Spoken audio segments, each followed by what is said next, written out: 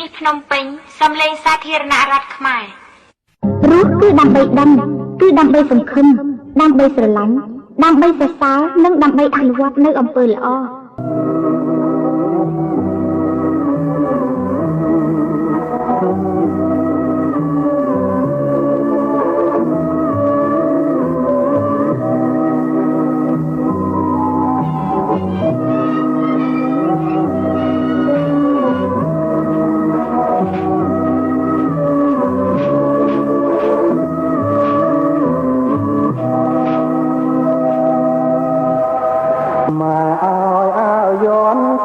ទាំងបនព្រះ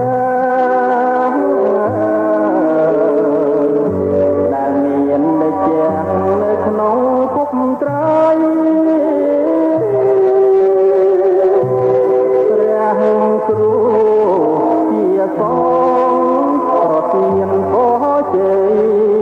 តែលាម្ដាយថ្លៃចូលធ្វើទី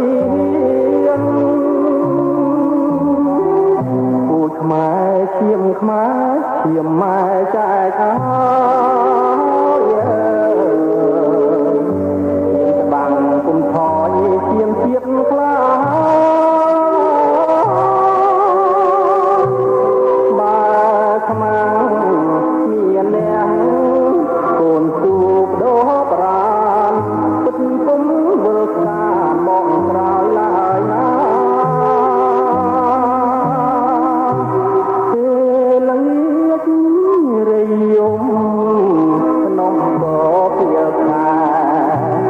น้องได้ខ្មែរពីពីដូនតា